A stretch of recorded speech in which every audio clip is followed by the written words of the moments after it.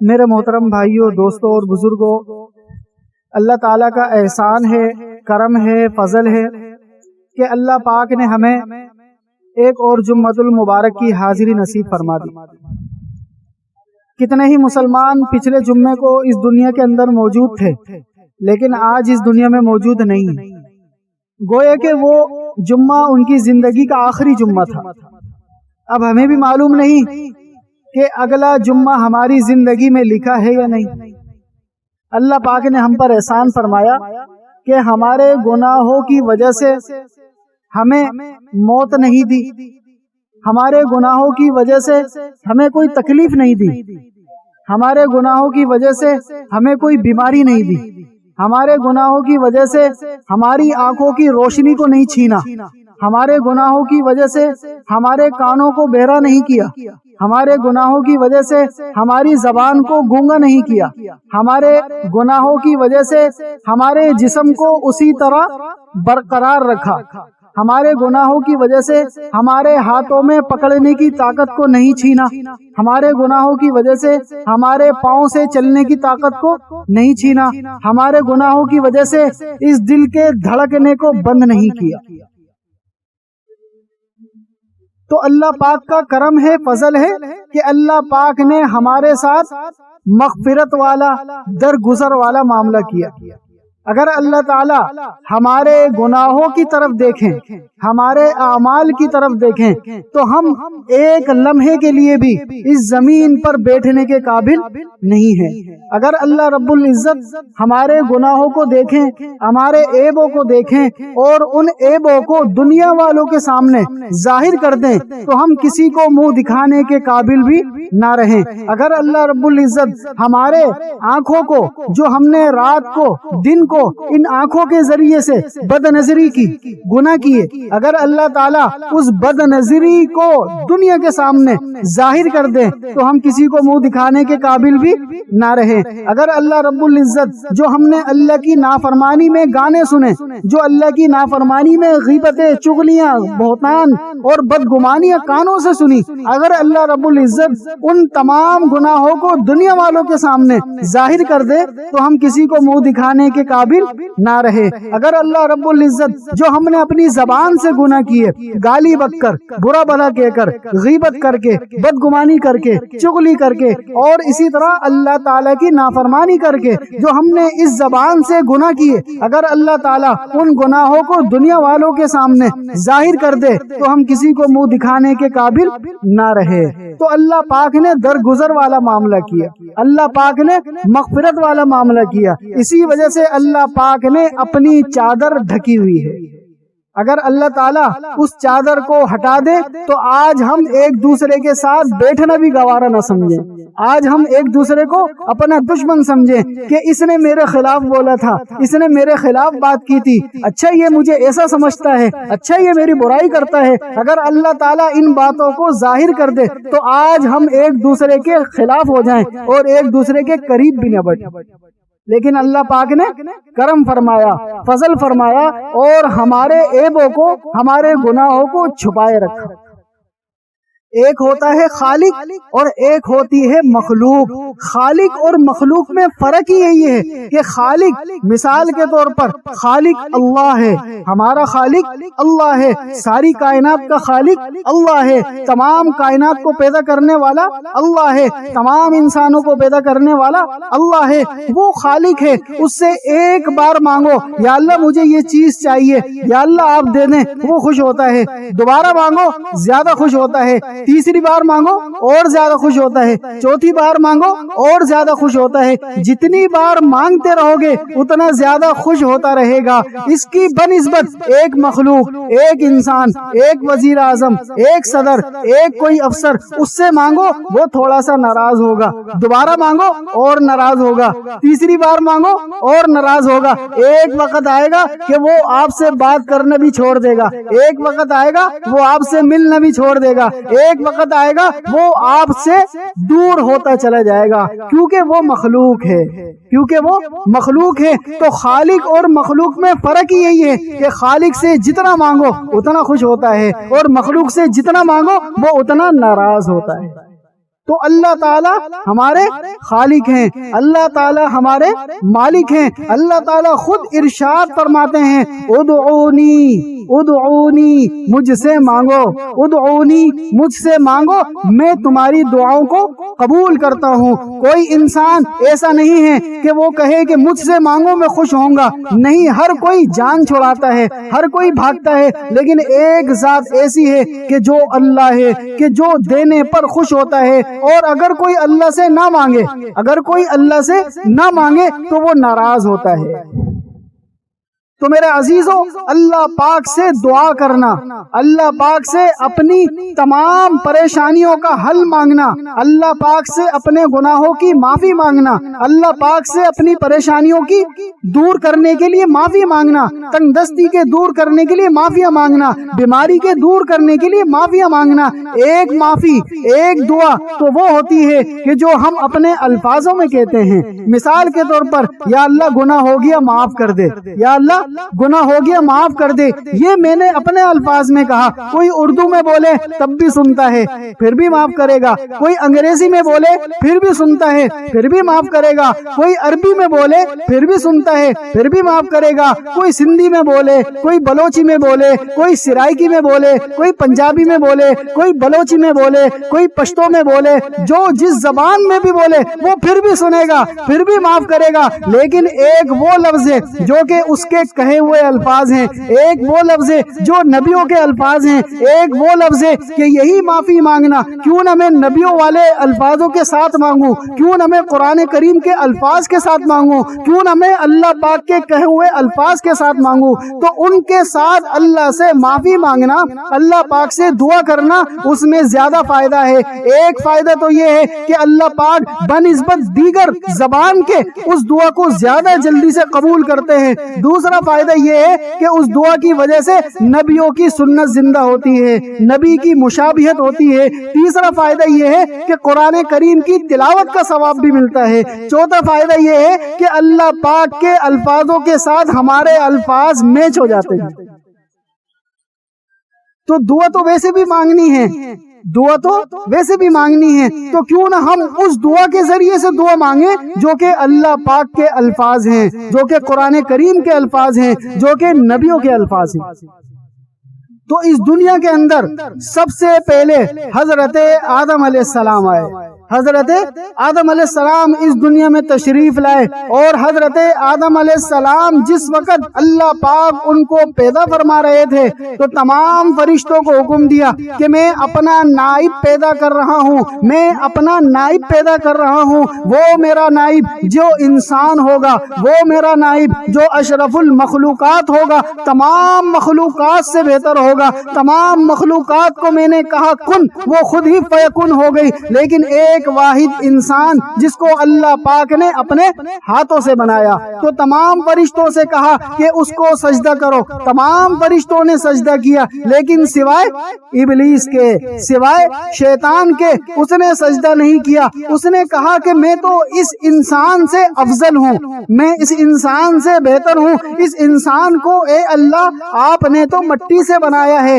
آپ نے تو اس مٹی سے بنایا ہے، اس پانی سے بنایا ہے کہ جو کہ گندا ہے، اس پانی سے بنایا ہے جو کہ اچھلتا ہوا پانی گندا پانی ہے، تو میں اس کو سجدہ کیوں کروں؟ اور مجھے تو اللہ پاک آپ نے آگ سے بنایا ہے، تو آگ مٹی سے بہتر ہوتی ہے، اور بہتر چیز اپنی ادنا چیز سے متاثر نہیں ہوتی۔ تو گویا کہ اس نے اللہ پاک کے حکم کی نافرمانی کی، وہ تکبر میں آ گیا اور تکبر کرنے لگ گیا۔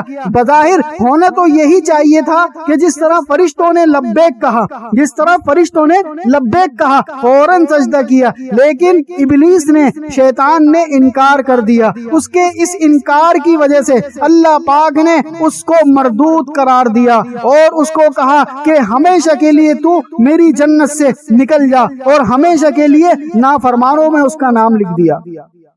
تو اس نے اللہ پاک کے سامنے اس حضرت آدم علیہ السلام کو ایک دھمکی دی، گویا کہ مجھے اور آپ کو ایک دھمکی دی، گویا کہ انسان کو دھمکی دی۔ اب جتنے بھی دنیا کے اندر انسان ہیں ان تمام انسانوں کو اس شیطان نے وہاں دھمکی دی اور کہا کہ اے اللہ مجھے قسم ہے تیری ذات کی، قسم ہے مجھے تیری ذات کی، جب تک اس انسان کے اندر، اس کے جسم کے اندر روح باقی ہے میں اس کو بھٹکاتا رہوں گا، میں اس کو دھوکے میں ڈالتا رہوں گا، میں وسوسے ڈالتا رہوں گا یہاں تک کہ اس کی جان نکل جائے، یہاں تک کہ اس کی جان نکل جائے، میں اس کو اپنے ساتھ جہنم میں لے کے جاؤں گا۔ اس کے بعد اللہ پاک نے اس کا جواب دیا اور فرمایا کہ قسم ہے مجھے میری ذات کی، قسم ہے مجھے میرے رب ہونے کی، جب تک میرا بندہ، جب تک یہ انسان مجھ سے معافی مانگتا رہے گا، مجھ سے دعا کرتا رہے گا، مجھ سے استغفار کرتا رہے گا، میں اس کے گناہوں کو معاف کرتا رہوں گا۔ تو اس کے بعد جب حضرت آدم علیہ السلام اس دنیا میں تشریف لائے تو اللہ تعالی نے حضرت آدم علیہ السلام کو ایک نصیحت کی، ایک بات کہی کہ اے آدم آپ اس فلاں درخت کے قریب نہ جانا، اس درخت کے قریب نہ جانا اور اس کا پھل نہ کھانا، یہ ہماری ایک آپ کو وصیت ہے۔ حضرت آدم علیہ السلام جب آئے آسمان سے زمین کے اوپر آ گئے تو شیطان بھی آ گیا، شیطان نے اللہ پاک سے وہ اختیارات لے لیے، قیامت تک کی زندگی لے لی، قیامت تک ایسے فوج لے لی اور ایسے جنات کو لے لیا جو اس کا ساتھ دے رہے ہیں۔ اس کے بعد اس نے حضرت آدم علیہ السلام کے دل میں ایک مرتبہ وسوسہ ڈالا کہ اس درخت کے قریب چلے جاؤ، پھل کھا لو۔ حضرت آدم علیہ السلام نے انکار کر دیا، دوبارہ آیا پھر وسوسہ ڈالا، پھر انکار کر دیا، تیسری بار آیا پھر نئے انداز سے وسوسہ ڈالا، پھر انکار کر دیا، چوتھی بار آیا، پانچویں بار آیا، چھٹی بار آیا، مختلف طریقوں سے آیا، مختلف حربے لے کر آیا، مختلف چالاکیاں لے کر آیا، مختلف مکاریاں لے کر آیا، آتا گیا حضرت آدم علیہ السلام انکار کرتے گئے، آخر میں آ کر اس کے دماغ میں ایک بات آئی کہ کیسے میں آدم کو بہکاؤں۔ اس نے کیا کہا؟ اس نے دنیا کے اندر سب سے پہلا جھوٹ، دنیا میں سب سے پہلا جھوٹ اور سب سے پہلی جھوٹی اللہ کی قسم شیطان نے کھائی اور کہا کہ مجھے قسم ہے اللہ کی، مجھے قسم ہے اللہ کی جس نے مجھے بھی پیدا کیا، جس نے آپ کو بھی پیدا کیا، میں اس اللہ کی قسم کھاتا ہوں کہ اگر آپ اس درخت کا پھل کھا لو گے تو ہمیشہ کے لیے جنت کا لباس پہنے رکھو گے۔ اب جب حضرت آدم علیہ السلام نے اللہ کا نام سنا، پہلی بار اللہ کا نام سن رہے ہیں، پہلی بار اللہ کے نام کی قسم سن رہے ہیں، فوراً یقین کر لیا، فوراً یقین کر لیا۔ آج بھی انسانوں کے سامنے اگر کوئی اللہ کی قسم کھائے، اگر کوئی اللہ کی قسم کھائے تو اس کی بات کا اعتبار ہوتا ہے، لیکن وہ بات کی بات ہے کہ وہ جھوٹی کھا رہا ہے یا سچی کھا رہا ہے۔ تو اللہ پاک سے حضرت آدم علیہ السلام بے پناہ محبت کیا کرتے تھے۔ جب اللہ کا نام سنا ان کے دل میں نرمی آئی، جب اللہ کا نام سنا ان کے دل میں پیار آیا، جب اللہ کا نام سنا ان کو لگا کہ یہ تو اللہ کا نام لے رہا ہے، اللہ کی قسم کھا رہا ہے اور اللہ کی قسم کوئی جھوٹی نہیں کھا سکتا، فوراً یقین کر لیا اور یقین کرنے کے بعد اس درخت سے پھل کھا لیا۔ جیسے ہی اس درخت کا پھل کھایا فوراً اللہ رب العزت کی طرف سے احکامات نازل ہو گئے کہ اے آدم ہم نے آپ کو منع نہیں کیا تھا کہ اس درخت کے قریب بھی نہ جانا اور اس کا پھل نہ کھانا، اس کے باوجود آپ نے اس کا پھل کھا لیا۔ اب آپ یہ جو جنت کا لباس پہنا ہوا ہے اس کو اتار دیا۔ فوراً حضرت آدم علیہ السلام کو رنجش ہوئی، دکھ ہوا، افسوس ہوا کہ یہ شیطان نے اللہ کی جھوٹی قسم کھائی تھی، اس شیطان نے اللہ کی جھوٹی قسم کھائی تھی اور اللہ پاک سے رونے لگ گئے، گڑ گڑانے لگ گئے، معافی مانگنے لگ گئے اور آپ کے ساتھ آپ کی زوجہ اماں حضرت حوا علیہ السلام وہ بھی رونے لگ گئی۔ اس کے بعد اللہ پاک نے ان کے دل میں ایک دعا ڈالی، اس کے بعد اللہ پاک نے ان کے دل میں ایک دعا ڈالی، گویا کہ وہ دعا یہ کہو، ان الفاظ سے اللہ سے معافی مانگو، اللہ پاک اس دعا کی برکت سے تمہاری معافی قبول کریں گے۔ وہ دعا وہ ہے قرآن کریم کی دعا، وہ دعا وہ کیا ہے؟ ربنا ظلمنا أنفسنا وإن لم تغفر لنا وترحمنا لنكونن من الخاسرین۔ اے ہمارے رب، اے ہمارے اللہ، اے ہمارے پیدا کرنے والے، ہم سے ظلم ہو گیا اپنی جان پر، ہم سے گناہ ہو گیا اپنی جان پر، اگر تو نے معاف نہیں کیا تو کون ہے پھر ہمیں معاف کرے؟ اگر تو ہمیں معاف نہیں کرے گا تو کون ہے پھر ہمیں معاف کرے؟ اور اگر تو نے معاف نہیں کیا تو ہم تو پھر خسارے والوں میں سے ہو جائیں گے، اور ہم پھر اس شیطان مردود کے ساتھ جہنم میں جانے والے بن جائیں گے۔ اے اللہ ہمیں معاف کر دے۔ ربنا ظلمنا انفسنا وان لم تغفر لنا وترحمنا لنکونن من الخاسرین۔ تو حضرت آدم علیہ السلام نے اور اما حوا علیہ السلام نے یہ دعا کا ورد شروع کر دیا، گویا کہ اس دعا کا وظیفہ شروع کر دیا۔ اس دعا کے وظیفے کی برکت سے اللہ پاک نے ان کے اس درخت کے کھانے کی وجہ سے جو گناہ ہو گیا تھا، جو لغزش ہو گئی تھی، دیکھیں نبی تمام نبی گناہوں سے پاک ہوتے ہیں، ہر نبی گناہوں سے پاک ہوتے ہیں۔ یہ پھر کیوں ہوا؟ یہ انسانیت کو درس دینے کے لیے ہوا کہ جب تم سے گناہ ہو جائے تو اپنے بابا، اپنے والد حضرت آدم علیہ السلام کے الفاظوں کو دہرانا، اپنے بابا، اپنی اماں حضرت حوا علیہ السلام کے الفاظوں کو دہرانا، تو ان کے الفاظوں کے دہرانے کی وجہ سے میں تمہارے گناہوں کو معاف کر دوں گا۔ تو میں اور آپ آج گناہگار ہیں، گناہوں میں ڈوبے ہوئے ہیں، تو ہمیں بھی اللہ پاک سے اپنے گناہوں کی معافی مانگنی چاہیے۔ اردو میں بھی معافی مانگ سکتے ہیں، تو کیوں نہ ہم بھی انہی الفاظ کے ساتھ اللہ سے معافی مانگے، تاکہ ہمیں ان الفاظ کی برکت سے حضرت آدم علیہ السلام کے الفاظوں سے میچنگ ہو جائے، حضرت آدم علیہ السلام کے الفاظ اور ہمارے الفاظ ایک ہو جائیں، اور اس کے ساتھ ساتھ قرآن کریم کے الفاظوں کی تلاوت کا ثواب بھی مل جائے۔ تو سب ایک بار کہیں، ربنا ظلمنا انفسنا وَإِن لَّمْ تَغْفِرْ لَنَا وَتَرْحَمْنَا لَنَكُونَنَّ مِنَ الْخَاسِرِينَ۔ تو میرے عزیزو، یہ دعا اس کا فائدہ کیا ہوگا؟ ایک تو سب سے بڑا فائدہ اس کا یہ ہوگا کہ جب ہم دنیا سے چلے جائیں گے اور روز قیامت جب ہمارا اعمال نامہ کھولا جائے گا تو اس کے اندر یہ الفاظ سامنے آ جائیں گے کہ یہ الفاظ ہم نے جمعے کے دن جمعے کی نماز سے پہلے بولے تھے، وہاں پر ریکارڈ ہو گئے، وہاں پر ان دونوں نے لکھ لیے اور وہاں پر محفوظ ہو گئے۔ تو ان الفاظ کی برکت سے انشاءاللہ اللہ تعالی ہماری دنیا بھی اچھی کریں گے، ہمارے گناہ بھی معاف کریں گے، اور ہمیں آخرت میں حضرت آدم علیہ السلام کے ساتھ ان کے ساتھ ایک یعنی ان کا پڑوس نصیب فرمائیں گے انشاءاللہ۔ تو میرے عزیزو، اللہ پاک انسان سے بڑی محبت کرتے ہیں، ہم انسانوں سے، ہم مسلمانوں سے بڑی محبت کرتے ہیں۔ ان کی محبت کا انداز ایک حدیث سے قدسی میں آتا ہے کہ حضور اکرم صلی اللہ علیہ وسلم نے ارشاد فرمایا، اللہ تعالیٰ ارشاد فرماتے ہیں کہ یا ابن آدم، اے آدم کی اولاد، اے انسان، ان ذکرتنی فی نفسک، اگر تو مجھے اپنے دل میں یاد کرے گا، تو انسان تو ہے مخلوق، آپ کا یاد کرنا کچھ اور ہے لیکن اللہ کا یاد کرنا کچھ اور ہے۔ اے انسان، اگر تو مجھے اپنے دل ہی دل میں یاد کرے گا تو میں بھی تجھے اپنے دل ہی دل میں یاد کروں گا۔ اگر تو مجھے لوگوں کے سامنے یاد کرے گا تو میں تجھے ان لوگوں سے بہتر لوگ یعنی فرشتے ان کے سامنے یاد کروں گا، اور ان سے بہتر جماعت ان کے سامنے تیرا تذکرہ کروں گا کہ دیکھو عبداللہ نے مجھے یاد کیا ہے، یہ میرا بندہ دنیا کے اندر ہے، مجھے یاد کر رہا ہے۔ اے فرشتوں دیکھو مجھے یاد کر رہا ہے، عبد الرحمان مجھے یاد کر رہا ہے، عبداللہ مجھے یاد کر رہا ہے، حامد مجھے یاد کر رہا ہے، زید مجھے یاد کر رہا ہے۔ تو جب انسان اس کو اپنے دل میں یاد کرے گا تو اللہ پاک بھی اس کو اپنے دل میں یاد کریں گے، لیکن وہی انسان لوگوں کے سامنے یاد کرے گا تو اللہ پاک فرشتوں کے سامنے اس کا تذکرہ کرے گا۔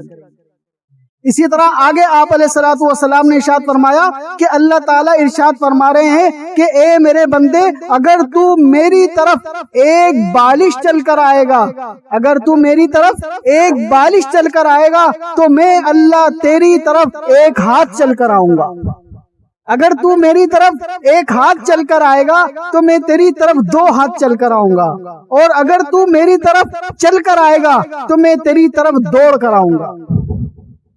لیکن آنا پہلے تو نے ہے، آنا پہلے تو نے ہے، ذکر پہلے تو نے کرنا ہے، یاد پہلے تو نے کرنا ہے۔ جب تو یاد کرے گا تو میں بھی تجھے یاد کروں گا۔ تو ہم اللہ پاک کو یاد رکھیں، اللہ پاک کو ذکر کیا کریں، نماز پڑھا کریں، قرآن پڑھا کریں، یہی تو اللہ کو یاد کرنا ہے، اور گناہوں سے بچا کریں۔ تو اسی طرح آج جیسے ہم نے حضرت آدم علیہ السلام کی ایک دعا سیکھی، اسی طرح 15 دعائیں ہیں، اسی طرح 15 دعائیں ہیں۔ تو دوسری دعا جو کہ حضور اکرم صلی اللہ علیہ وسلم کی دعا ہے کہ جس وقت آپ علیہ الصلوۃ والسلام مکے سے مدینہ تشریف لائے تو مختلف طریقوں سے شیطان آپ علیہ الصلوۃ والسلام کو وسوسے میں ڈالنے کی کوشش کرتا رہا۔ آپ علیہ الصلوۃ والسلام پر تو شیطان کا وار نہیں چل سکتا تھا، آپ علیہ الصلوۃ والسلام تک تو شیطان نہیں پہنچ سکتا تھا۔ اس کے باوجود اللہ پاک نے امت کی تعلیم کے لیے فرمایا کہ آپ یہ الفاظ کہیں، آپ شیطان سے حفاظت کے لیے ان الفاظوں کو دہرائیں۔ وہ الفاظ جو کہ قرآن کریم میں موجود ہیں وہ کون سے الفاظ ہیں؟ وَقُلْ رَبِّ أَعُوذُ بِكَ مِنْ هَمَزَاتِ الشَّيَاطِينِ وَأَعُوذُ بِكَ رَبِّ أَنْ يَحْضُرُونِ وَقُلْ رَبِّ أَعُوذُ بِكَ مِنْ هَمَزَاتِ الشَّيَاطِينِ وَأَعُوذُ بِكَ رَبِّ أَنْ يَحْضُرُونِ۔ آپ علیہ الصلوۃ والسلام نے ان الفاظوں کو صحابہ کرام کو سکھایا، صحابہ کرام کو فرمایا کہ تم میں سے ہر کوئی ان الفاظوں کو دہراتا رہا کرے، ان الفاظوں کو بار بار پڑھتے رہا کرے، گویا کہ ان الفاظوں کا وظیفہ کرتا رہا کرے۔ کیوں؟ وہ شیطان کے وسوسوں سے بچ جائیں گے، شیطان کی چالوں سے بچ جائیں گے، اور شیطان کے دھوکوں سے بچ جائیں گے۔ تو آپ بھی ان الفاظوں کو دہرائیں، وَقُلْ رَبِّ أَعُوذُ بِكَ مِنْ ہَمَزَاتِ الشَّيَاطِينِ وَأَعُوذُ بِكَ رَبِّ أَنْ يَحْضُرُونِ۔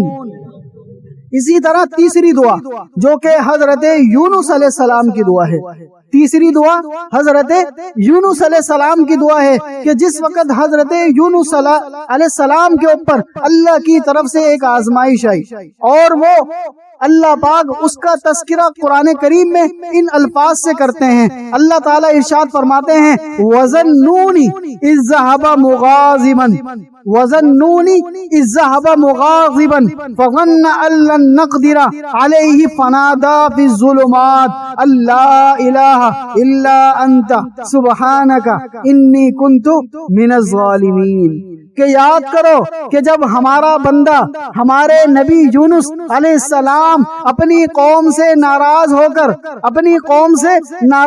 کر غصہ کر کے وہاں سے نکل گئے، اور وہ یہ سمجھ رہے تھے کہ اللہ پاک ان کو نہیں دیکھ رہے، اللہ پاک ان سے نہیں پوچھیں گے۔ ایک وقت آیا کہ وہ دریا کے اندر چلے گئے، ایک وقت آیا کہ وہ مچھلی کے پیٹ میں چلے گئے۔ جب مچھلی کے پیٹ میں چلے گئے، مچھلی کے پیٹ کے اندر اس کا الگ اندھیرا، سمندر کا الگ اندھیرا، رات کا الگ اندھیرا، بہت سارے اندھیروں کے اندر اللہ پاک نے حضرت یونس علیہ السلام کی حفاظت کی۔ اس مچھلی کے پیٹ میں حضرت یونس علیہ السلام کی اللہ پاک نے حفاظت کی۔ بظاہر تو جب انسان سمندر میں گیا ویسے ہی مر گیا، انسان جب پانی میں گیا ویسے ہی مر جائے گا، انسان کا پانی میں جانا ویسے ہی موت کا سبب بنتا ہے، لیکن اللہ پاک نے کیسے حفاظت کی کہ سمندر میں چلے گئے، پانی میں چلے گئے، اللہ نے حفاظت کی، پانی کے بعد مچھلی کے پیٹ میں چلے گئے، اللہ نے پھر بھی حفاظت کی، پانی سے بھی حفاظت کی، مچھلی کے پیٹ سے بھی حفاظت کی۔ اب بظاہر مچھلی کا پیٹ کوئی گھر تھوڑی ہے، بظاہر مچھلی کا پیٹ کوئی گھر تھوڑی ہے، وہ تو مچھلی کی ایک غذا ہے۔ ایسی بڑی مچھلیاں کہ ایک نوالے میں پورا جہاز نکلنے، ایسی بڑی مچھلیاں ایک نوالے میں پورا جہاز نکلنے، اتنی بڑی مچھلی کے اندر حضرت یونس علیہ السلام کو اللہ پاک نے بطور حفاظت کے رکھا۔ جب ان کو لگا کہ مجھ سے غلطی ہو گئی، مجھ سے لغزش ہو گئی، اللہ پاک کہیں مجھ سے ناراض تو نہیں ہو گئے، تو اللہ پاک نے ان کے دل میں ایک بات ڈالی، اللہ پاک نے ان کے دل میں ایک دعا ڈالی کہ اس دعا کو پڑھو، اس دعا کی برکت سے میں تمہیں اس مچھلی کے پیٹ سے بھی نکالوں گا، سمندر سے بھی نکالوں گا، اور واپسی تمہیں تمہاری قوم کے اندر پہنچا دوں گا۔ وہ دعا کیا تھی؟ وہ دعا یہی تھی، لا الہ الا انت سبحانک انی کنت من الظالمین۔ اب جو شخص بھی دنیا کے اندر پریشان ہو، جو شخص بھی دنیا کے اندر تنگ دست ہو، پریشان ایسا ہو کہ کوئی روشنی کا دور دور تک اندازہ نہ ہو، اس کو ایسا لگتا ہو کہ شاید میری زندگی ختم، شاید میری پریشانیاں ختم ہونے والی نہیں ہیں، تو یاد کرو حضرت یونس علیہ السلام کی اس دعا کو پڑھتے رہو یہاں تک کہ اللہ پاک اس پریشانی سے نجات دے دیں گے۔ تو وہ دعا آپ اور مجھے پڑھنی چاہیے۔ آج میں اور آپ ہر طریقے سے پریشانیوں میں مبتلا ہیں، تنگ دستیوں میں مبتلا ہیں، طرح طرح کے مصائب میں، پریشانیوں میں مبتلا ہیں، تو کیوں نہ ہم بھی اس دعا کو ایک بار دہرا لیں، لا الہ الا انت سبحانک انی کنت من الظالمین۔ اسی طرح چوتھی دعا جو کہ حضرت موسیٰ علیہ السلام کی دعا ہے، چوتھی دعا حضرت موسیٰ علیہ السلام کی دعا ہے کہ وہ دعا، اس دعا کی خاصیت یہ ہے کہ جو شخص آج مالی اعتبار سے پریشان ہے، مالی اعتبار سے پریشان ہے، تنگ دست ہے، بے روزگار ہے، وہ اس دعا کو پڑھے، اور جو شخص آج شادی کے قابل ہے لیکن کوئی ذریعہ نہیں ہے، کوئی اسباب نہیں ہے، کوئی سبب نہیں ہے، وہ بھی اس دعا کو پڑھے۔ اور اسی طرح وہ شخص کہ جو بہت زیادہ پریشان ہو، بہت زیادہ پریشان ہو اور گھر وغیرہ اس کا نہ ہو، اور گھر کے حاصل کرنے کے لیے بھی اس دعا کو پڑھے۔ تو یہ تین فضیلتیں، یہ تین فائدے حضرت موسیٰ علیہ السلام کی دعا میں شامل ہے کہ کس وقت وہ دعا پڑھی۔ اللہ پاک قرآن کریم میں اس بات کو اس طریقے سے ارشاد فرماتے ہیں، وہ کہتے ہیں کہ وَلَمَّا وَرَدَ مَاءَ مَدْيَنَ وَجَدَ عَلَيْهِ أُمَّةً مِّنَ النَّاسِ کہ یاد کرو کہ جب ہمارے نبی موسیٰ علیہ السلام مدین کے علاقے میں ایک پانی کے چشمے کے پاس آئے، ایک پانی کے کنویں کے پاس آئے، انہوں نے دیکھا کہ بہت سارے لوگ اس کنویں سے پانی کو نکال رہے ہیں اور اپنے مویشیوں کو پلا رہے ہیں۔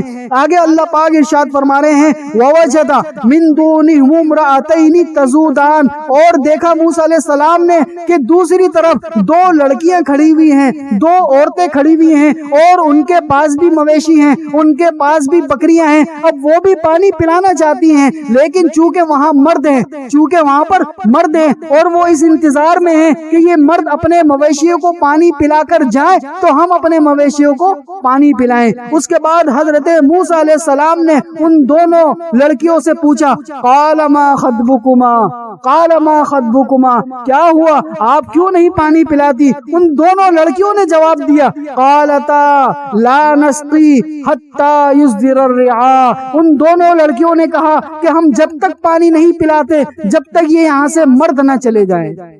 اس کے بعد ارشاد فرمایا وَأَبُونَا شَيْخٌ كَبِيرٌ، وَأَبُونَا شَيْخٌ كَبِيرٌ، اور ہمارے والد بوڑھے ہو چکے ہیں، اسی وجہ سے تو ہم آئی ہیں، ہمارے والد بوڑھے ہو چکے ہیں، ضعیف ہیں، کمزور ہیں، اگر وہ صحیح ہوتے، اگر وہ طاقتور ہوتے تو ہمارے ان مویشیوں کو خود آ کر پانی پلاتے، وہ بوڑھے ہو چکے ہیں، اسی وجہ سے ہم آئے ہیں اور آ کر ان کو پانی پلا رہی ہیں۔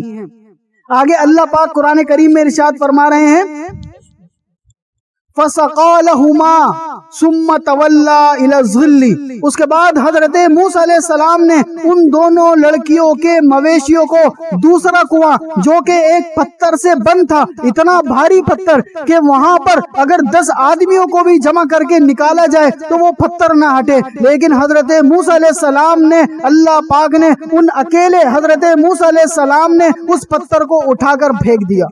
اس کے بعد اس کنویں کا منہ کھل گیا اور ان دونوں لڑکیوں کے مویشیوں کو وہاں سے پانی پلایا۔ اس کے بعد حضرت موسیٰ علیہ السلام نے اللہ پاک سے ایک دعا کی، جب وہ چلی گئی اس کے بعد حضرت موسیٰ علیہ السلام نے اللہ پاک سے ایک دعا کی۔ وہ دعا کیا تھی؟ وہ دعا یہ تھی فَقَالَ رَبِّ إِنِّي لِمَا أَنزَلْتَ إِلَيَّ مِنْ خَيْرٍ فَقِيرٌ، فقال رب انی لما انزلت الی من خیر فقیر، اے اللہ میں آج آپ کے اس نازل کردہ احسان کا فقیر ہوں کہ آپ جو میرے لیے بہتر سمجھے نازل فرما دیں۔ گویا کہ حضرت موسیٰ علیہ السلام کے پاس نہ تو گھر تھا، وہ تو وہاں فرعون سے بھاگ کر آئے تھے، فرعون ان کو مارنا چاہتا تھا، فرعون حضرت موسیٰ علیہ السلام کو قتل کرنا چاہتا تھا، وہ تو فرعون سے اپنی جان بچا کر نکلے تھے اور مدین پہاڑوں میں چلے گئے تھے، وہاں پر نہ ان کے پاس گھر ہے اور کھانے پینے کے لیے بھی چیزیں نہیں ہیں، بھوکے ہو چکے ہیں، بھوک لگ رہی ہے، کچھ بھی نہیں ہے، کھانے کے لیے بھی کچھ نہیں، رہنے کے لیے بھی کچھ نہیں، اور شادی بھی نہیں ہوئی۔ تو اللہ پاک سے انہوں نے ان الفاظوں میں دعا کی، فقال ربی انی لما انزلت الی من خیر فقیر، اللہ پاک نے ان کی یہ دعا قبول کی۔ اس کے بعد جب وہ دونوں لڑکیاں اپنے گھر واپس گئی، وہاں پر جا کر اپنے والد کو بتایا، ان کے والد کا نام تھا حضرت شعیب علیہ السلام۔ کیا نام تھا؟ حضرت شعیب علیہ السلام۔ ایک نبی دوسرے نبی کو پہچان لیتا ہے۔ حضرت شعیب علیہ السلام نے پوچھا، آج تم دونوں جلدی آ گئی، آج تم دونوں جلدی واپس آ گئی، کیا ہو گیا؟ آج آپ نے انتظار نہیں کیا؟ انہوں نے کہا کہ ایک نوجوان تھا، ایک نوجوان ایسا طاقتور کہ وہ پتھر جو برابر میں کنویں پر رکھا ہوا تھا، اس نے اکیلے نے اس پتھر کو ہٹا دیا اور وہاں سے پانی ان مویشیوں کو پلا دیا۔ تو حضرت شعیب علیہ السلام سمجھ گئے کہ یہ حضرت موسیٰ ہیں اور ان کی تلاش میں نکلے اور ان کو اپنے گھر میں لے آئے، اور ان کو اپنے گھر میں لانے کے بعد گھر بھی مل گیا، کھانے پینے کے لیے چیزیں بھی مل گئی۔ اس کے بعد حضرت موسیٰ علیہ السلام کی شادی اپنی ایک بیٹی سے کر۔ تو اس دعا کی برکت سے اللہ پاک نے تینوں معاملے، تینوں مسئلے حل کر دیے، گھر بھی مل گیا، پیٹ بھرنے کے لیے کھانا بھی مل گیا اور شادی بھی ہو گئی۔ تو آج مجھے اور آپ کو بھی اس طرح کی پریشانیاں ہیں، مالی اعتبار سے پریشان ہیں، تنگ دست ہیں نہیں ہیں، تو کیوں نہ ہم بھی اس دعا کے ذریعے سے اللہ پاک سے دعا کریں۔ آپ پڑھیں، رب انی لما انزلت الی من خیر فقیر۔ اور حضرت شعیب علیہ السلام جو کہ حضرت موسیٰ علیہ السلام سے پہلے نبی گزرے، یہ وہ نبی ہیں کہ جو تاجروں کے نبی تھے۔ کون سے نبی تھے؟ تاجروں کے نبی تھے۔ اللہ پاک نے حضرت شعیب علیہ السلام کو تاجروں کی طرف نبی بنا کر بھیجا کہ وہ قوم کہ جو مال میں کمی بیشی کیا کرتی تھی، ناپ تول میں کمی کیا کرتی تھی، تھوڑے کو زیادہ دکھاتی تھی، 1 کلو کو 2 کلو دکھاتی تھی، اور اسی طرح ملاوٹ کیا کرتی تھی۔ تو حضرت شعیب علیہ السلام نے ان تاجروں کے پاس بھیجا کہ جاؤ جا کر ان کو سمجھاؤ کہ حلال کماؤ، حلال کماؤ، حرام سے بچو، ناپ تول میں کمی نہ کیا کرو، جب تم دیتے ہو تو کم دیتے ہو اور جب لیتے ہو تو پورا لیتے ہو، ایسا نہ کیا کرو۔ اللہ پاک ہر چیز کو دیکھ رہے ہیں۔ تو حضرت شعیب علیہ السلام کی قوم والوں نے حضرت شعیب علیہ السلام کی نافرمانی کی، حضرت شعیب علیہ السلام کا انکار کیا اور کہا کہ اے شعیب، اگر ہم تیری باتوں کو عمل میں لے آئیں گے، اگر تیری باتوں کو صحیح سمجھیں گے تو ہم تو بھوکے مر جائیں گے، اگر ہم ملاوٹ نہیں کریں گے، اگر ہم جھوٹ نہیں بولیں گے، اگر ہم اس طریقے سے نہیں کمائیں گے تو ہم تو بھوکے مر جائیں گے۔ حضرت شعیب علیہ السلام نے کافی سال ان کو سمجھایا اور آخر میں ایک بد دعا کی اور وہاں سے نکل گئے۔ اس بد دعا کا اثر یہ ہوا کہ حضرت شعیب علیہ السلام کی قوم رات کو سوئی اور صبح وہ اوندھے پڑے رہ گئے۔ ایک آندھی آئی، ایک ہوا آئی، اس کے ذریعے سے وہ عذاب میں مبتلا ہو گئے اور مر گئے۔ اس کے بعد حضرت شعیب علیہ السلام مدین میں آ کے رہنے لگ گئے تھے، جہاں پر حضرت موسیٰ علیہ السلام آئے۔ اسی طرح پانچویں دعا وہ بھی حضرت موسیٰ علیہ السلام کی دعا ہے۔ اس دعا کا فائدہ یہ ہے کہ جب انسان کے اندر علم کی کوئی کمی ہو، ہر انسان چاہتا ہے کہ میرا علم بڑھے، ہر انسان چاہتا ہے کہ مجھے معلومات ہو، مجھے قرآن کا علم ہو، مجھے حدیث کا علم ہو، مجھے فقہ کا علم ہو۔ علم ہوگا تبھی تو عمل کریں گے نا۔ تو اس علم کے اضافے کے لیے اور اسی طرح کوئی بھی کام ہو اس کام کی آسانی کے لیے، اور اسی طرح اگر زبان بندش ہو، زبان بند ہو، زبان بول نہیں پا رہی ہو، تو ان 3 چیزوں کے فائدے کے لیے حضرت موسیٰ علیہ السلام کی یہ دعا ہے۔ وہ دعا کیا ہے؟ قال رب اشرح لی صدری ویسر لی امری واحلل عقدۃ من لسانی یفقہوا قولی. اب جو شخص بھی چاہتا ہے کہ اس کے علم میں اضافہ ہو، جو شخص بھی چاہتا ہے کہ اس کے برے کام، اس کے بند کام، اس کے رکے ہوئے کام ہو جائیں، وہ یہ دعا پڑھے. اور جو شخص بھی چاہتا ہے کہ اس کے ساتھ آسانی ہو، وہ اس دعا کو پڑھے. اور جو شخص جس کی زبان نہیں بول پاتی، اس کو بھی چاہیے کہ اس دعا کو پڑھے. تو کیوں نہ ہم اس دعا کو بھی پڑھ لیتے ہیں. آپ سب پڑھیں. قال رب اشرح لی صدری ویسر لی امری واحلل عقدۃ من لسانی یفقہوا قولی. اسی طرح چھٹی دعا جو کہ حضرت شعیب علیہ السلام کی ہے. کس کی ہے؟ حضرت شعیب علیہ السلام. کون سے حضرت شعیب علیہ السلام؟ جن کا تذکرہ ابھی ہوا.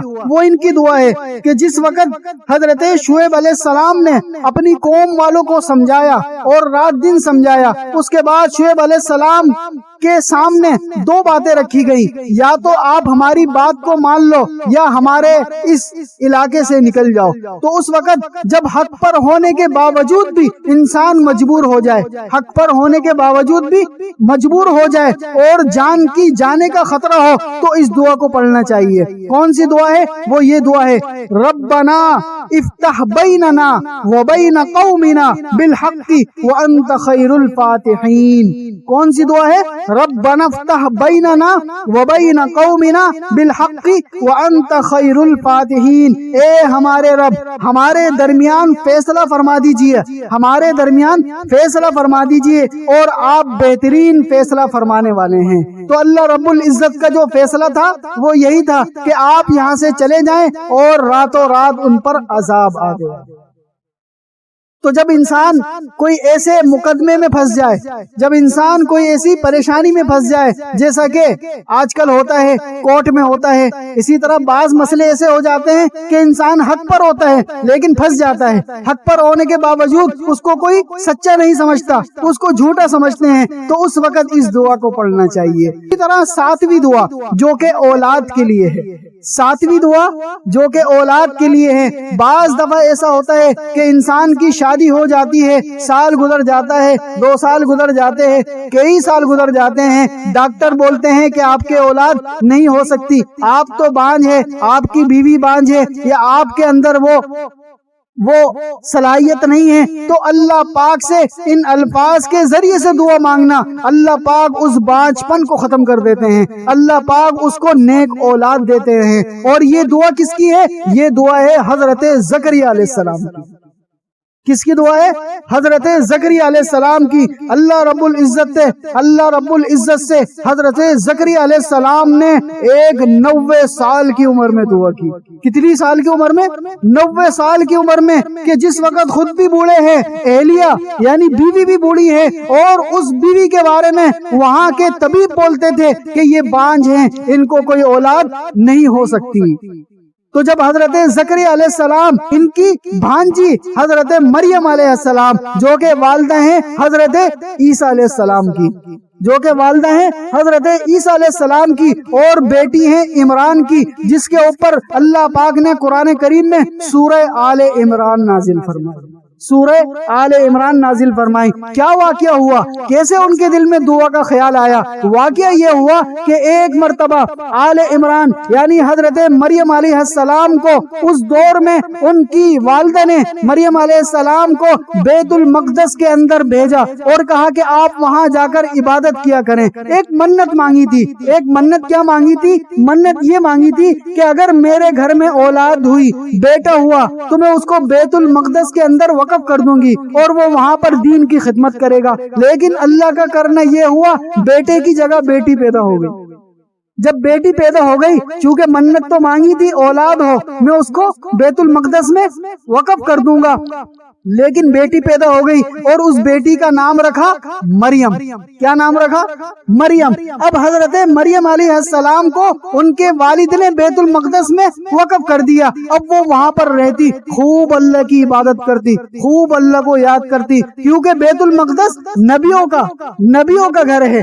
اکثر نبی بیت المقدس میں آئے، اکثر نبیوں کا گھر بیت المقدس ہے، بنی اسرائیل میں آئے اکثر نبی. تو حضرت مریم علیہ السلام اللہ پاک سے خوب دعائیں کرتی.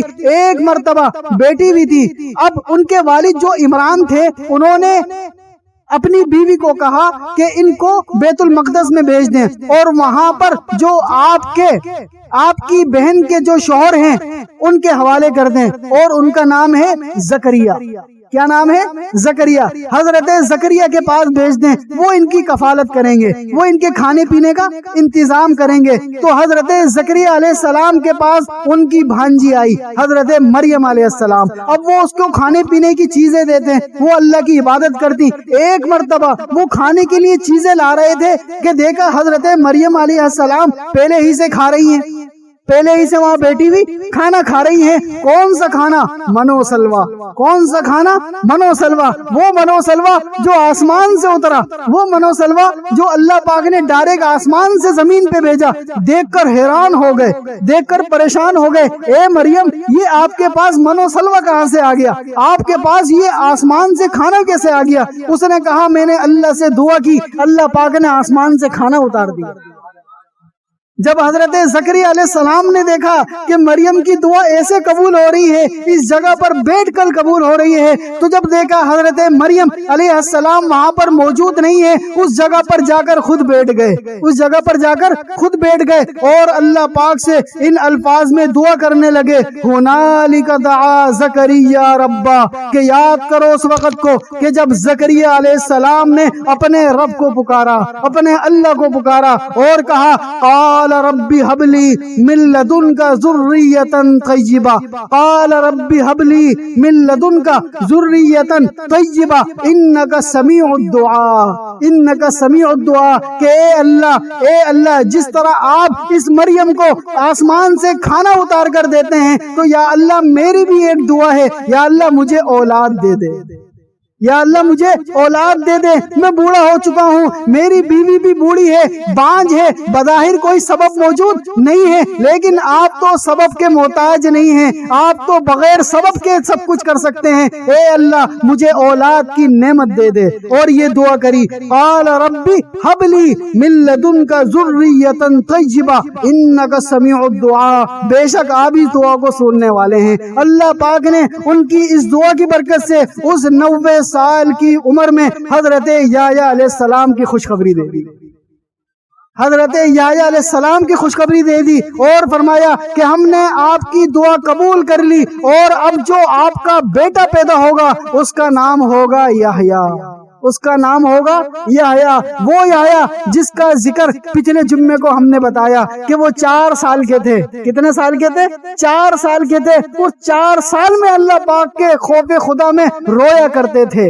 پچھلے جمعے کو بتایا نا، وہ حضرت زکریا کے یہ بیٹے تھے جو کہ ان کو اس بڑھاپے میں ملے تھے. تو کیوں نہ ہم بھی اس دعا کو یاد کریں، اس دعا کو یاد کریں، اور جب بھی اللہ پاک سے اولاد کے متعلق مانگے تو ان الفاظ کے ساتھ مانگے. تو اس کو پڑھیں قال ربی ہب لی من لدنک ذریۃ طیبہ انک سمیع الدعاء.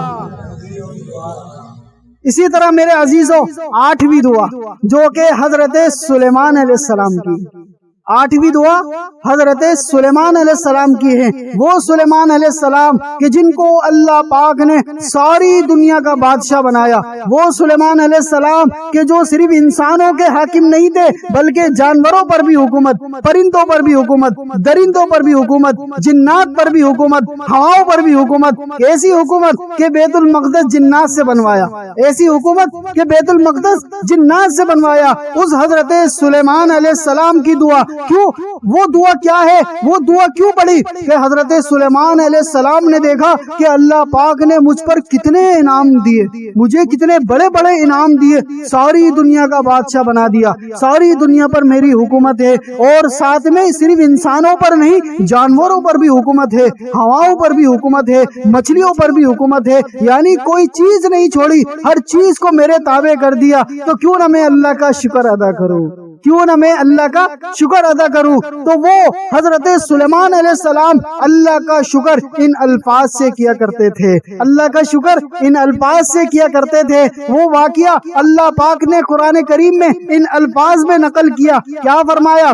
فتبسم ضاحکا من قولها، فتبسم ضاحکا من قولها، کہ وہ نبی حضرت سلیمان علیہ السلام اس چونٹی کی بات سن کر مسکرائے، اس چونٹی کی بات سن کر مسکرائے۔ وہ چونٹی کا کیا واقعہ ہے کہ جب حضرت سلیمان علیہ السلام ایک جگہ سے جا رہے تھے، ان کا لشکر ایک جگہ سے جا رہا تھا، تو وہاں پر کچھ چونٹیاں پہلے سے موجود تھی، جس طرح زمین کے اوپر ہوتی ہیں وہ چونٹیاں، اس چونٹیوں میں سے ایک چونٹی جو کہ ان چونٹیوں کی سردار تھی، اس نے تمام چونٹیوں کو جمع کیا اور کہنے لگی کہ یہاں پر ان قریب وہ سامنے سے حضرت سلیمان علیہ السلام کا لشکر گزرے گا، تو چلو اپنے اپنے گھروں میں گھس جاؤ، چلو اپنے اپنے گھروں میں گھس جاؤ، اگر تم اپنے گھروں میں نہیں گھسو گی تو سلیمان علیہ السلام نہ چاہتے ہوئے بھی انجانے میں ہم پر سے گزر کے چلے جائیں گے، اس کی وجہ سے ہم مر جائیں گے۔ تو اللہ پاک نے اس چونٹی کی بات کو بھی سن لیا، اس چونٹی کی بات کو بھی سن لیا اور قرآن کریم میں قیامت تک کے لیے محفوظ کر دیا۔ تو جب حضرت سلیمان علیہ السلام اس چونٹی کے قریب پہنچے تو اللہ تعالیٰ نے وحی نازل فرمائی اور فرمایا یہ سامنے جو چونٹی ہے اس کو ذرا اپنی انگلی پر اٹھاؤ۔ اس انگلی پر اٹھانے کے بعد دیکھو یہ کیا بول رہی ہے۔ حضرت سلیمان علیہ السلام نے اس چونٹی کو اٹھایا اور دیکھا، اور وہ کہہ رہی تھی کہ چلو اپنے اپنے گھروں میں گھس جاؤ، چلو اپنے اپنے گھروں میں گھس جاؤ، ایسا نہ ہو کہ سلیمان کا لشکر تمہیں کچل دے۔ تو جب حضرت سلیمان علیہ السلام نے یہ سنا تو فتبسم ضاحکا من قولها، تو حضرت سلیمان علیہ السلام چونٹی کی اس بات کو سن کر مسکرائے، چونٹی کی اس بات کو سن کر مسکرائے اور دلی دل میں اللہ سے دعا کرنے لگے، وقال، اور کہنے لگے، رب اوزعنی ان اشکر نعمتک التی انعمت علی وعلی والدی وان اعمل صالحا ترضاه وادخلنی برحمتک فی عبادک الصالحین۔ تو حضرت سلیمان علیہ السلام نے اس چونٹی کی بات سننے کے بعد اللہ تعالیٰ کا شکر ادا کیا کہ اللہ پاک نے مجھے کتنی نعمتیں دی ہیں، تو کیوں نہ ہمیں بھی اللہ پاک نے کتنی بڑی بڑی نعمتیں دی ہیں۔ یہ صحت، یہ جسم کتنی بڑی نعمت ہے، یہ آنکھیں کتنی بڑی نعمت ہے، یہ کان کتنی بڑی نعمت ہے، یہ زبان کتنی بڑی نعمت ہے، یہ ناک کتنی بڑی نعمت ہے، یہ دل و دماغ کتنی بڑی نعمت ہے، یہ ہاتھ پاؤں کتنی بڑی نعمت ہے، اور یہ پورا جسم کتنی بڑی نعمت ہے۔ صرف جسم کو دیکھ کر ہی ہم اللہ کا شکر ادا کر لیں تو بھی کم ہے۔ پھر جسم کے بعد دنیا کے اندر گھر ایک نعمت، اسی طرح گھر کے ساتھ گھر کی ضروریات دینا یہ الگ نعمت، اولاد الگ نعمت، بیوی الگ نعمت، ماں باپ الگ نعمت، بچے الگ نعمت، رشتہ داریاں الگ نعمت، کتنی بڑی بڑی نعمتیں انسان کے اپنے جسم میں بھی موجود ہیں اور باہر بھی موجود ہیں۔ تو کیوں نہ ہم ان نعمتوں کا شکر ان الفاظ سے کریں۔ وہ کیا ہے؟ ربی اوزعنی، ربی اوزعنی ان اشکر نعمتک التی انعمت علی وعلی والدی وان اعمل صالحا ترضاہ وادخلنی برحمتک فی عبادک الصالحین۔ اسی طرح میرے عزیزو نوی دعا جو کہ حضرت ابراہیم علیہ السلام کی، جو کہ حضرت ابراہیم علیہ السلام کی ہے، اس دعا کی خاصیت یہ ہے، اس دعا کی فضیلت یہ ہے کہ حضرت ابراہیم علیہ السلام اپنے لیے بھی اور اپنی اولاد کے لیے بھی اللہ سے دعا مانگتے تھے اور کہتے تھے کہ یا اللہ مجھے نماز کی توفیق دے، میری اولاد کو بھی نماز کی توفیق دے، اور میری بھی بخشش کر، میری اولاد کی بھی بخشش کر، اور قیامت کے دن حساب کتاب میں آسانی فرما۔ کن الفاظ سے دعا کرتے تھے؟ رب اجعلنی مقیم الصلاۃ ومن ذریتی ربنا وتقبل دعا ربنا اغفر لی ولوالدی وللمؤمنین یوم یقوم الحساب۔ تو ہمیں بھی چاہیے کہ ہم نماز نہیں پڑھتے، ہم نمازوں کو چھوڑ دیتے ہیں، شیطان کے وسوسوں میں آ جاتے ہیں، شیطان کی چالوں میں آ جاتے ہیں، تو کیوں نہ نماز کی پابندی کے لیے ہمیں یہ دعا پڑھنی چاہیے۔ کون سی دعا؟ رب اجعلنی مقیم الصلاۃ ومن ذریتی ربنا وتقبل دعا ربنا اغفر لی ولوالدی وللمؤمنین یوم یقوم الحساب۔ اسی طرح میرے عزیزوں، اس پانچوں نمازوں کے بڑے فائدے ہیں، لیکن صرف فجر کی نماز کے 10 فائدے ہیں۔ فجر کی نماز کے 10 فائدے ہیں کہ جو شخص فجر کی نماز جماعت کے ساتھ پڑھتا ہے تو اللہ تعالیٰ اس کو قیامت کے دن اندھیروں سے نکال کر اس کو ایک خاص روشنی عطا فرمائیں گے۔ حضور اکرم صلی اللہ علیہ وسلم نے ارشاد فرمایا کہ جو شخص رات کی تاریکی کے اندر مسجد کی طرف جاتا ہے اور جا کر نماز فجر ادا کرتا ہے تو اس کے نماز فجر ادا کرنے کی وجہ سے کل قیامت والے دن اللہ پاک اس کے لیے ایک خاص روشنی کو پیدا کریں گے۔ اسی طرح دوسرا فائدہ کہ جو شخص فجر کی 2 رکعت سنت پڑھتا ہے، فجر کی 2 رکعت سنت پڑھتا ہے، تو حضور اکرم صلی اللہ علیہ وسلم نے ارشاد فرمایا کہ جو شخص فجر کی 2 رکعت سنت پڑھتا ہے وہ دنیا اور دنیا میں جتنی چیزیں ہیں ان سب سے زیادہ افضل ہے۔ تو جب 2 رکعت سنت کی اتنی فضیلت ہے تو فرض نماز کی کتنی ہوگی۔ اسی طرح تیسرا فائدہ کہ جو شخص مسجد کی طرف پیدل چل کر جاتا ہے تو اللہ تعالیٰ اس مسجد کی طرف جانے کی وجہ سے ہر قدم پر اس کو 10 نیکیاں دیتے ہیں۔ اسی طرح چوتھا فائدہ کہ اس کے لیے فرشتے دعائیں کرتے ہیں، اس کے لیے فرشتے دعائیں کرتے ہیں اور فجر کی نماز میں فرشتے بھی موجود ہوتے ہیں۔ اسی طرح پانچواں فائدہ کہ جو شخص فجر کی نماز جماعت کے ساتھ پڑھتا ہے اور عشاء کی نماز جماعت کے ساتھ پڑھتا ہے تو اس کو پوری رات تہجد کے برابر اجر و ثواب ملتا ہے۔ حضور اکرم صلی اللہ علیہ وسلم نے ارشاد فرمایا کہ جو شخص عشاء کی نماز جماعت سے پڑھتا ہے گویا کہ اس نے آدھی رات عبادت میں شمار کروا لی، اور اسی طرح جس شخص نے فجر کی نماز بھی جماعت سے پڑھ لی گویا کہ اس نے پوری رات اللہ کی عبادت میں اپنا نام لکھوا لیا۔ اسی طرح چھٹا فائدہ کہ جو شخص فجر کی نماز پڑھے گا اللہ پاک کل قیامت والے دن اس کو اپنا دیدار نصیب فرمائے گا۔ اسی طرح ساتواں فائدہ جو شخص فجر کی نماز کے بعد دعا کرتا ہے تو اس کی دعا پر فرشتے آمین کہتے ہیں، اس کی دعا پر فرشتے آمین کہتے ہیں۔ اسی طرح 9واں فائدہ کہ جو شخص فجر کی نماز پڑھنے کے بعد اسی جگہ پر بیٹھا رہے، اس کے بعد اشراق کی نماز ادا کرے تو اس کو حج اور عمرے کا ثواب ملتا ہے۔ اسی طرح 10واں فائدہ کہ جو شخص فجر کی نماز ادا کرے گا تو فجر کی نماز پڑھنے کی برکت سے اللہ پاک پورے دن اس کی پریشانیوں سے حفاظت فرماتے ہیں۔ تو یہ 10 فائدے صرف فجر کی نماز کے ہیں، تو کیوں نہ ہم بھی فجر کی نماز پڑھنے کا اہتمام کریں، ہم بھی فجر کی نماز اہتمام کے ساتھ پڑھنے والے بن جائیں۔ اسی طرح 10ویں دعا جو کہ حضور اکرم صلی اللہ علیہ وسلم کی دعا ہے۔ ایک مرتبہ آپ علیہ الصلوۃ والسلام ایک صحابی جو کہ بیمار ہو گئے تھے ان کی عیادت کے لیے اس کے گھر گئے، جا کر دیکھا کہ چند ہی دنوں میں یہ اتنے زیادہ کمزور ہو گئے، اتنے زیادہ کمزور ہو گئے کہ ایسا لگے کہ ابھی اس کی جان نکل جائے۔ تو آپ علیہ الصلوۃ والسلام نے پوچھا کہ تم نے اللہ سے کوئی دعا مانگی تھی؟ اس صحابی نے کہا جی ہاں، میں نے اللہ پاک سے ایک دعا مانگی تھی، وہ دعا یہ تھی کہ میں نے یہ کہا تھا کہ یا اللہ مجھ سے جو گناہ ہو جائے ان گناہوں کی سزا مجھے دنیا میں ہی دے دے اور آخرت میں ان کی سزا مجھے نہیں دے۔ تو اس کے بعد مجھ پر یہ بیماری آ گئی۔ تو آپ علیہ الصلوۃ والسلام نے ارشاد فرمایا کہ بتاؤ کوئی شخص ایسا بھی ہے کہ جو اللہ پاک کی سزا دنیا میں بھی سہ سکے؟ کوئی ہے؟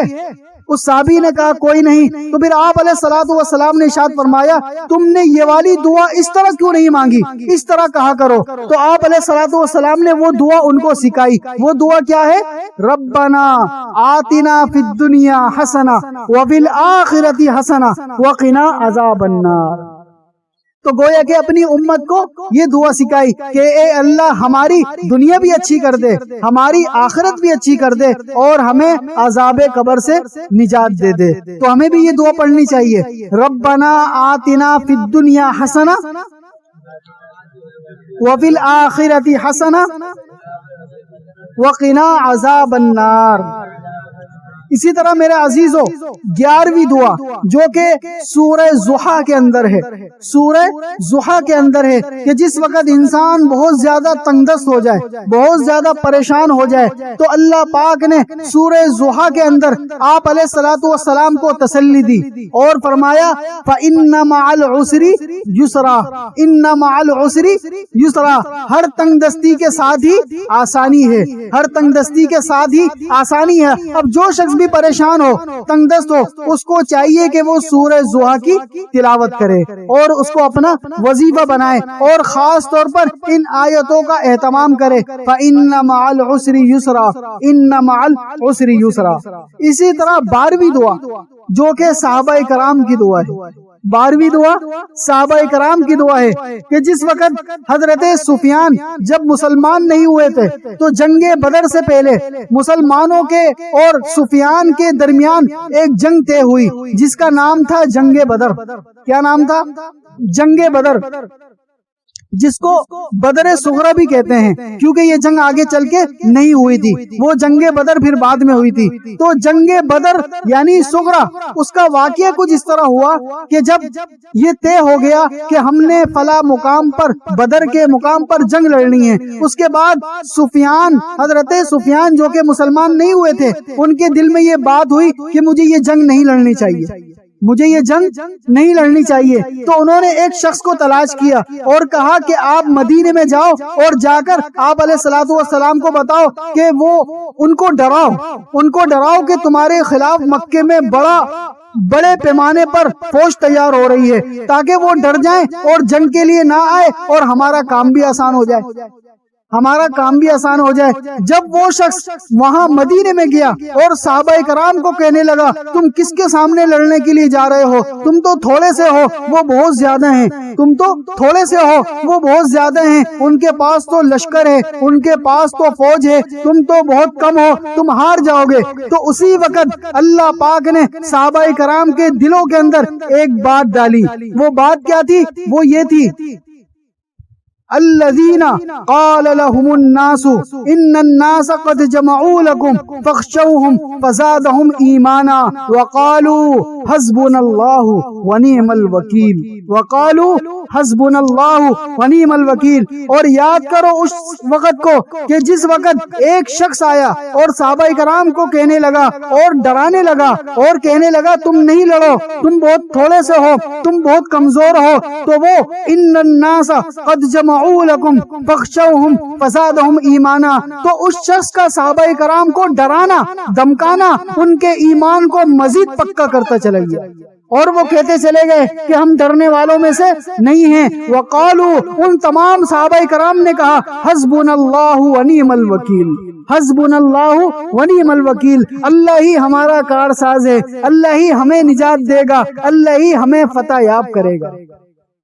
تو اب جس شخص کو بھی چاہیے، جو بھی پریشان ہو، کوئی مجبوری ہو، اس کو چاہیے اپنی حفاظت کے لیے یہ دعا پڑھے، حسبنا اللہ ونعم الوکیل، حسبنا اللہ ونعم الوکیل۔ اسی طرح 13ویں دعا وہ بھی شکر کے لیے ہے، اولاد کی طرف سے، نیک اعمال کی طرف سے، نیک اولاد کے لیے اور نجات کے لیے ان الفاظ سے دعا کرنی چاہیے۔ وہ دعا رب اوزعنی ان اشکر نعمتک التی انعمت علی وعلی والدی وان اعمل صالحا ترضاہ واصلح لی فی ذریتی انی تبت الیک وانی من المسلمین۔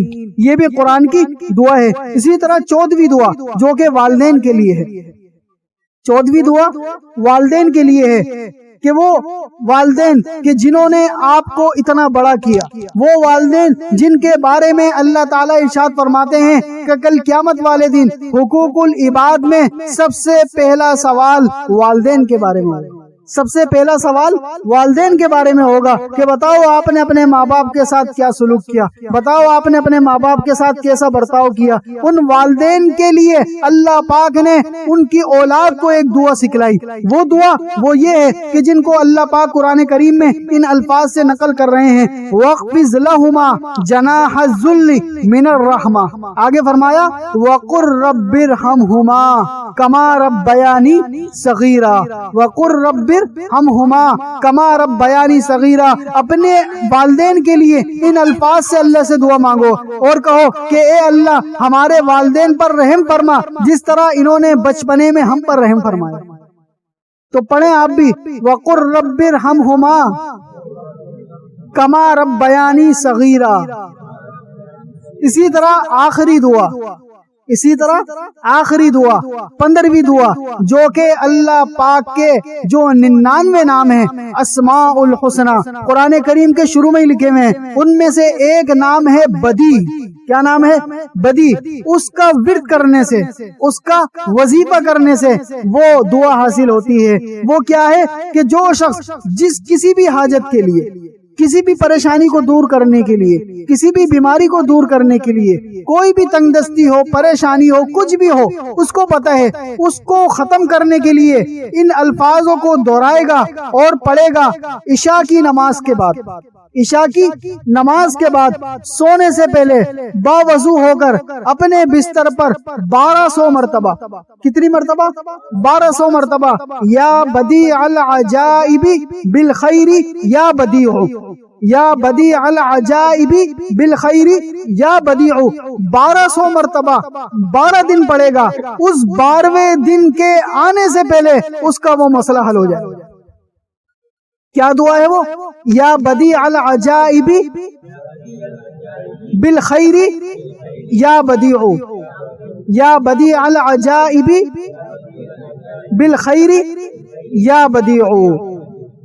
اس کا کیا مفہوم ہے؟ اس کا مفہوم یہ ہے کہ اے اللہ ہمارے جو شر والے کام ہیں، جو ہمارے لیے برے ہیں، اس برائی کو اچھائی میں بدل دے، اس برائی کو اچھائی میں بدل دے، اس شر کو خیر میں بدل دے، اس نفرت کو محبت میں بدل دے۔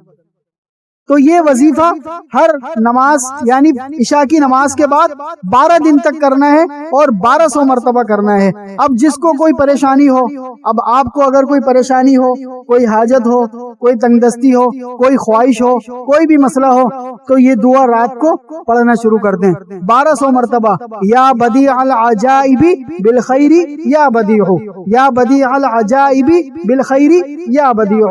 یہ وہ انمول تحفے ہیں جو آج آپ کو ہم نے بتائے، یہ وہ انمول دعائیں ہیں کہ جو اللہ پاک کے کہے ہوئے الفاظ ہیں، یہ وہ دعائیں ہیں کہ جو نبیوں کے کہے ہوئے الفاظ ہیں، یہ وہ دعائیں ہیں کہ جن کو پڑھنا بھی ثواب، جن کو پڑھانا بھی ثواب، جس کو دیکھنا بھی ثواب، جس کو دکھانا بھی ثواب، جس کو سنانا بھی ثواب، سننا بھی ثواب، یہاں تک کہ جس زلدان میں قرآن کریم رکھا ہوتا ہے اس کو چھونا بھی ثواب۔